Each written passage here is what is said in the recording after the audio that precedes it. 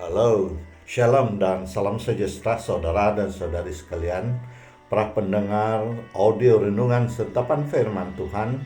Kita bertemu lagi di ruangan ini 3 hari bulan 4 2023 di hari kedua dalam Minggu Suci.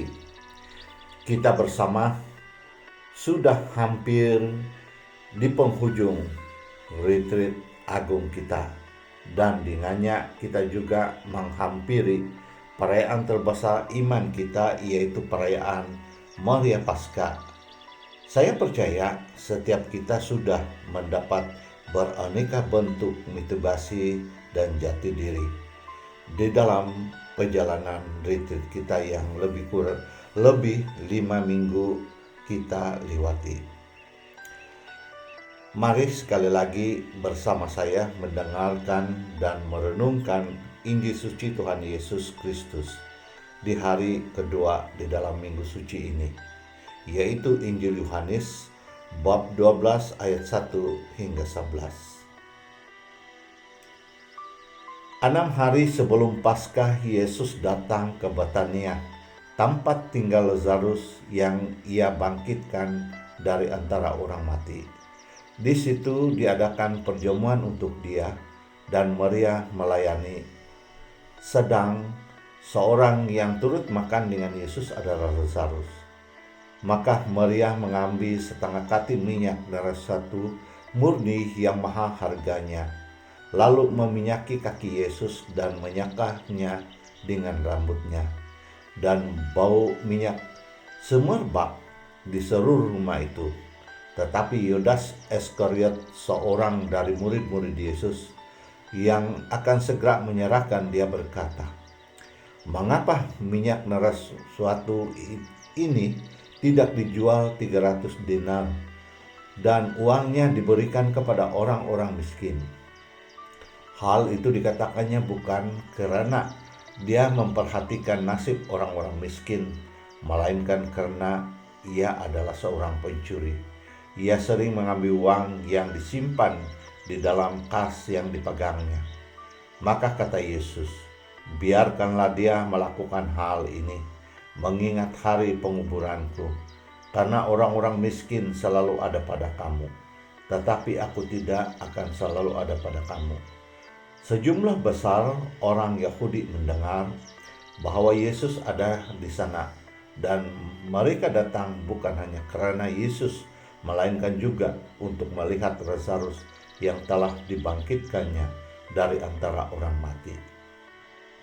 Lalu imam-imam kepala bermufakat untuk membunuh Lazarus juga, sebab karena dia banyak orang Yahudi meninggalkan mereka dan percaya kepada Yesus. Injil Tuhan. Terpujilah Kristus. Saudara dan saudari, hari ini kita mendengar Tuhan Yesus membenarkan Maria meminyaki kakinya, tanda saat kematiannya hampir tiba, tetapi tidak ditanggapi oleh para muridnya. Dalam pembacaan pertama hari ini, Yesaya menubuatkan Yesus sebagai hamba Yahweh yang penuh belas kasih dan setia. Buluh yang patah terkulai tidak akan diputuskan, dan sumbu yang pudar nyalanya tidak akan dipadamkan. Yesaya bab 43 ayat 3. Tuhan Yesus tahu dia akan dipersalahkan oleh seterunya, namun dia tidak melarikan diri.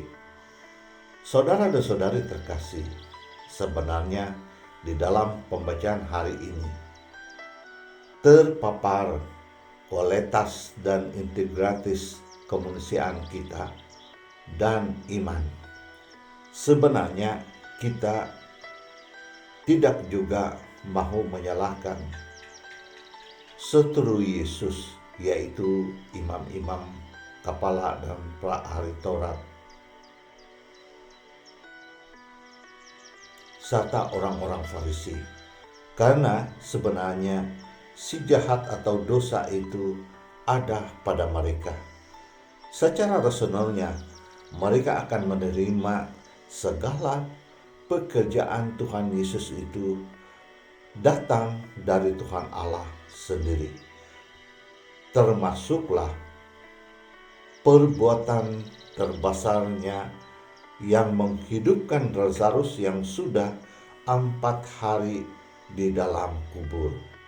Tetapi si jahat tidak mengaku bahwa Tuhan Yesus adalah putra Allah. Nah, sebenarnya saudara dan saudari yang terkasih, sadar atau tidak, kita pun sering di dalam keadaan yang sama di dalam apa-apa bidang yang kita ceburi atau apa-apa bentuk pelayanan. Terkadang kita menemui tantangan dan tekanan. Umpamanya kita aktif di dalam apa-apa pelayanan di dalam gereja dan mengikuti dan menjalankan tugas sesuai dengan undang-undang pastoral gereja, dan mungkin penglibatan itu menonjol dan menimbulkan iri hati, sama ada di dalam komiti ataupun segereja itu sendiri. Nah, disinilah kita mulai tergoda untuk mengundurkan diri dan meninggalkan tugasan yang dipercayakan kepada kita. Namun disinilah integritas dan kualitas pribadi kita sebagai murid-murid Tuhan Yesus dituntut.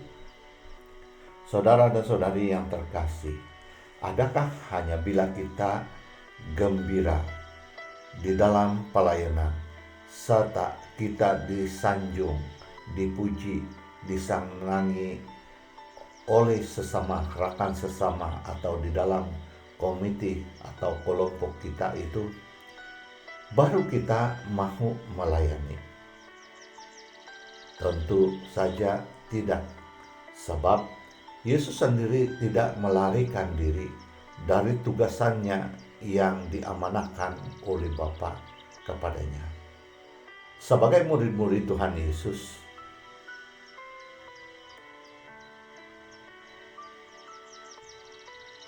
sebagai solusinya kita berpeluang ataupun kita diberikan ruang untuk atau kesempatan untuk mendoakan dengan sungguh-sungguh orang-orang yang tidak menyenangi kita atau mau menjatuhkan kita. Karena sebenarnya kalau bukan si jahat, semuanya tidak akan terjadi, ataupun semuanya yang tidak menyenangkan atau menyakiti hati tidak terjadi. Karena perbuatan si jahatlah yang menggunakan sesama kita, maka terjadilah sesuatu yang tidak menyenangkan ataupun menghadirkan ketidaksenangan, ataupun kita menyebabkan kita undur diri daripada pelayanan kita. Saudara dan saudari yang terkasih, sebagai pengakhir renungan saya pada hari ini, saya ingin mengajak untuk merenungi doa Bapa kami. Bila saya mohon pengampunan pada Tuhan, adakah sama seperti saya mengampuni orang yang bersalah pada saya? Saudara dan saudari yang terkasih, samakah kita mau mengampuni, minta pengampunan dari Tuhan, mau mengampuni orang-orang yang bersalah kepada kita? Mari mohon kekuatan daripada Roh Kudus, daripada Tuhan Yesus sendiri yang membolehkan kita untuk sering mengampuni, sebab kita semua berhak dan kita semua yang melayani sudah tercatat nama kita di surga.